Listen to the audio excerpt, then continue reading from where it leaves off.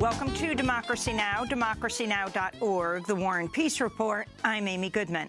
President Donald Trump sparked international outrage Thursday over a racist comment in which he said the U.S. should limit immigration from Haiti, El Salvador, and African nations in favor of countries with majority white populations. While meeting with lawmakers at the White House, Trump reportedly said, quote, "Why do we want all these people from Africa here?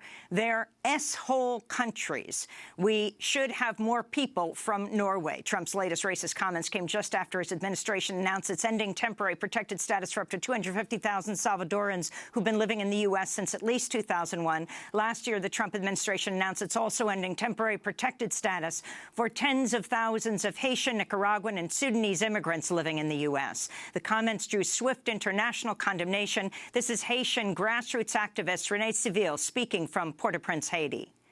Donald Trump is more than just a cancer on the world, and not just throughout the world, but particularly for the American people. He's a president who's destabilizing, a president of vulgar words who is unacceptable. Trump's remarks prompted the New York Daily News to publish a banner headline on the front page featuring Trump's likeness superimposed of a cartoonish poop emoji with the headline S***T for brains. Trump spews vicious slur against immigrants, the headline. After headlines, we'll have more on President Trump's racist remarks. We'll go to Florida to speak with the acclaimed Haitian-American novelist Edwidge Danticat. The White House said Thursday it'll allow states to impose work requirement rules on many recipients of Medicaid, the federally run health care program.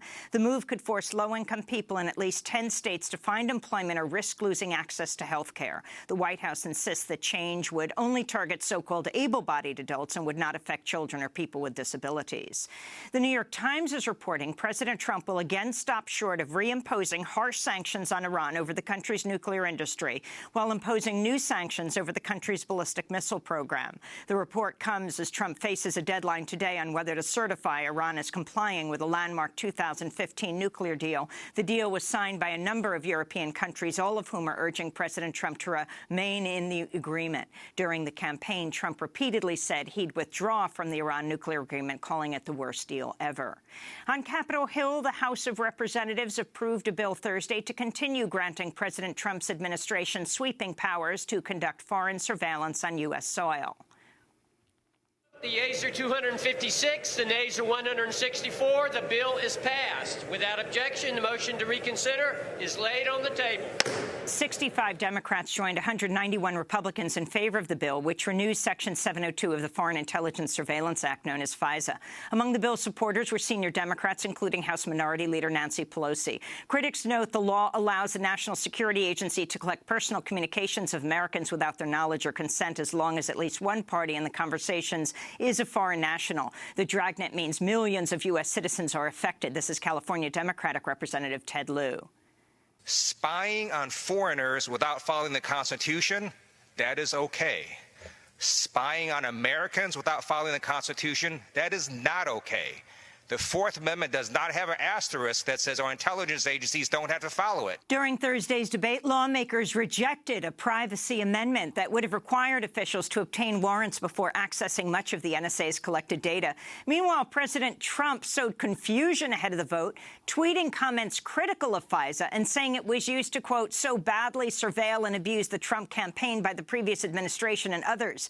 Trump was referring to a discredited accusation Trump made last March that President Obama tapped his phone. Later on Thursday, Trump reversed course and tweeted his support after FISA reauthorization, and he got calls from Republicans. British authorities have rejected a bid to allow Julian Assange safe passage from the Ecuadorian embassy in London after Ecuador's foreign minister said he'd granted Assange citizenship. The move came as the minister said there were credible threats to Assange's life from third-party states. Assange first sought refuge and political asylum in the Ecuadorian embassy in 2012 when he faced possible extradition to Sweden amidst a sexual assault investigation that has since been dropped. Assange had always denied the allegations and calls the investigation a pretext for his ultimate extradition to the United States to face prosecution under the Espionage Act. In Hollywood, the studio behind the new film All the Money in the World is under fire, following reports it paid actor Mark Wahlberg 1,500 times more than the woman in its lead role, Michelle Williams, for a reshoot of several scenes. The reshoot came after director Ridley Scott chose to edit actor Spacey out of the nearly finished movie when more than a dozen men accused Spacey of sexual harassment and assault. After Scott cast Christopher Plummer in Spacey's role, actor Michelle Williams was given a per diem of $80 a day for the reshoot, which kept her away from her family over the Thanksgiving holiday. Her co-star, Mark Wahlberg, was paid $1.5 million for the reshoots in a supporting role. News of the pay disparity comes just days after more than 1,000 prominent actresses, writers and directors launched the Time's Up project aimed at combating sexual abuse and harassment in the film industry. We'll be speaking with some of them in After Headlines. In the Netherlands, U.S. Ambassador Pete Hoekstra was grilled by Dutch reporters Wednesday about past Islamophobic comments in which he blamed Islamic immigrants for setting fires and creating no-go zones across Holland. There are cars being burned. There are politicians that are being burned, Hoekstra said at a conservative forum in 2015.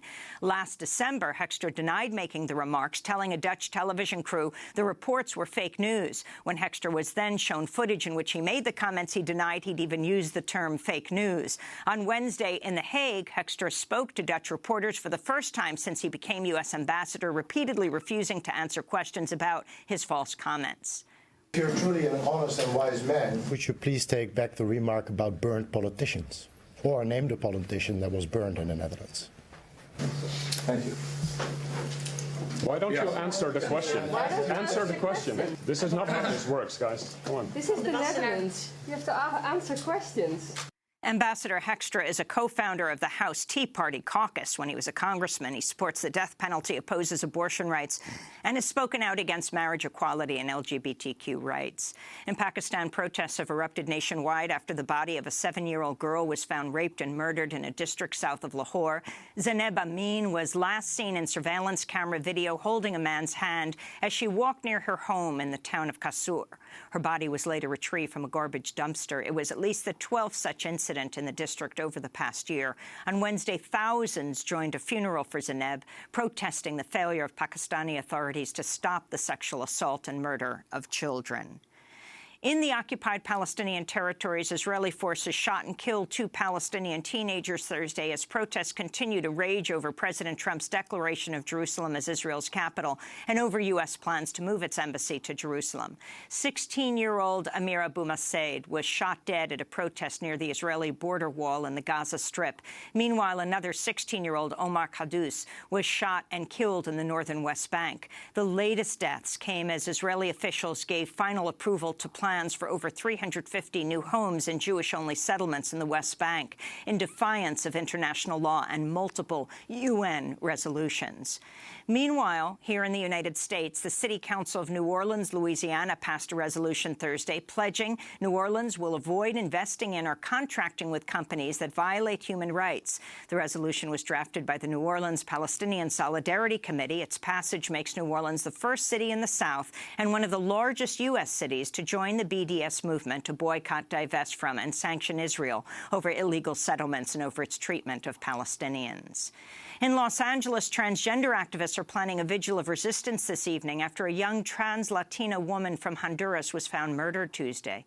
People say they found the body of Vicky Gutierrez in a Pico Union District apartment and suspected foul play. She's the second transgender person killed so far in 2018. On January 5th, transgender rights advocate Krista Lee Steele-Knudslin was found beaten and stabbed to death inside her home in North Adams, Massachusetts. Last year, at least 28 transgender people were murdered in the U.S., making it the deadliest year yet for the transgender community. Walmart said Thursday it's closing more than 60 Sam's Club stores nationwide and laying off thousands of workers.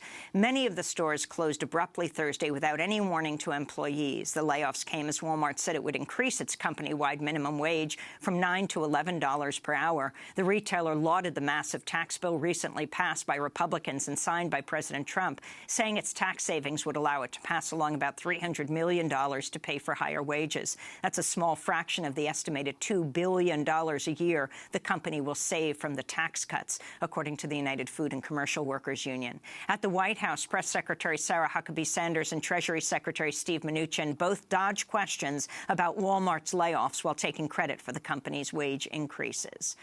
President Trump is set to undergo the first medical exam since his inauguration. Today's physical at Walter Reed Medical Center outside Washington will not include a mental health screening, even though Medicare recipients over 65 are routinely screened during physicals for cognitive function and possible safety risks. Trump is 71 years old. He recently boasted of being a very stable genius amidst widespread reports over his declining mental health. In Puerto Rico, the U.S. Army Corps of Engineers has acknowledged armed federal agents entered a warehouse Saturday operated by PREPA, the Puerto Rican Electric Power Authority, where they seized a massive amount of rebuilding materials. A spokesperson for the Army Corps told The Intercept PREPA, quote, lacked transparency and inventory and accountability in its rebuilding operations, prompting federal officials to seize supplies and begin distributing them to contractors. About half of Puerto Ricans still have no electric power 114 days after Hurricane Maria made landfall, devastating the island.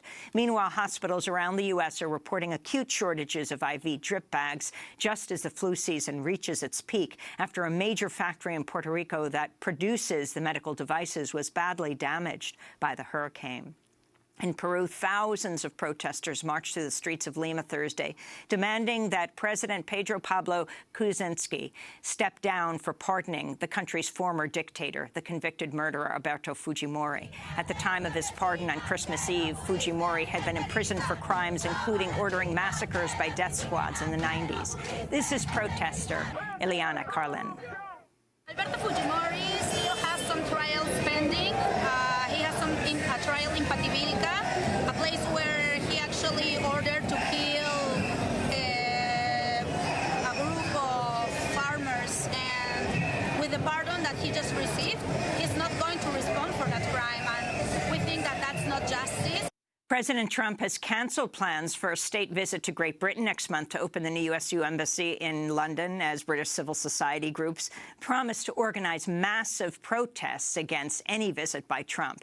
Secretary of State Rex Tillerson is expected to attend in the place of the president. In a Twitter post late Thursday, Trump falsely blamed President Obama for moving the U.S. embassy, tweeting, quote, "Reason I canceled my trip to London is that I'm not a big fan of the Obama administration having sold perhaps the best located and finest embassy in London for peanuts, only to build a new one in an off location for $1.2 billion.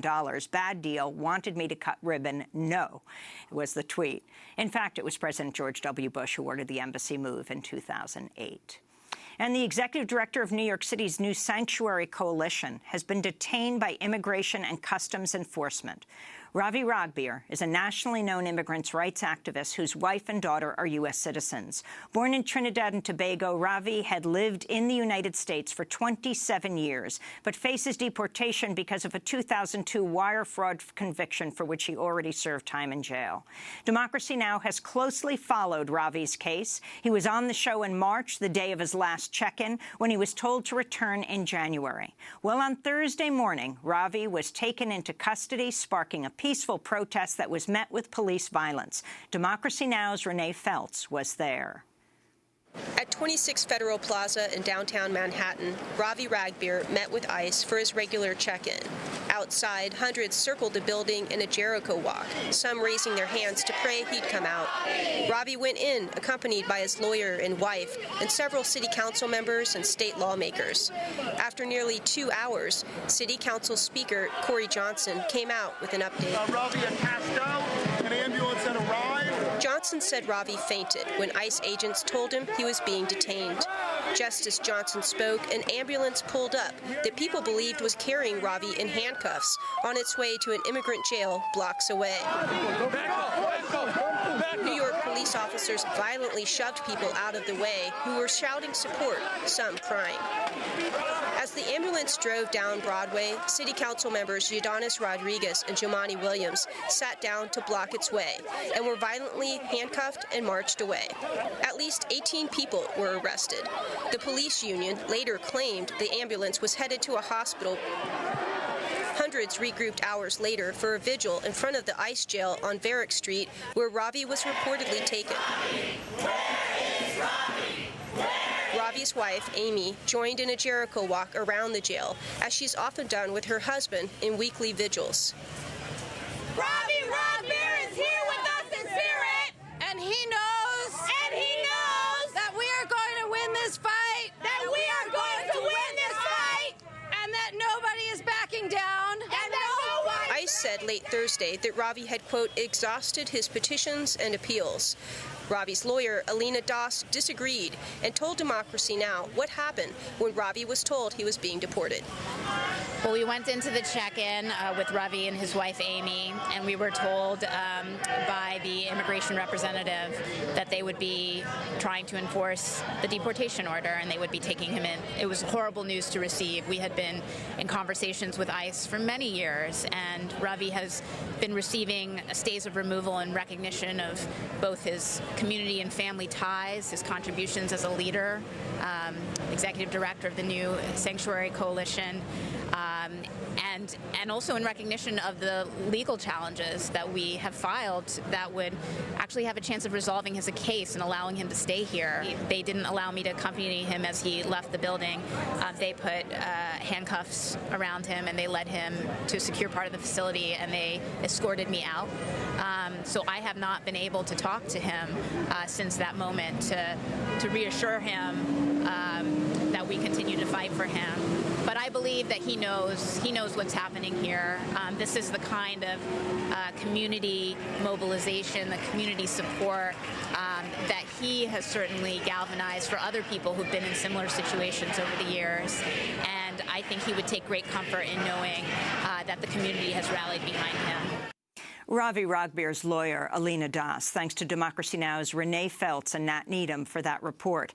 A federal court has now responded to an appeal Ravi's lawyers filed Thursday, setting a new hearing for January 29th and issuing a temporary stay of removal and a temporary order blocking Ravi Ragbeer's transfer away from the New York region. This comes as ICE's online detainee locator system lists Ravi as being detained in Florida at the Chrome detention facility, and neither his family nor his lawyers know for sure where he's been taken. We'll continue to follow the case, and you can watch democracynow.org for updates. This is Democracy Now! These are the headlines. democracynow.org, The War and Peace Report. I'm Amy Goodman.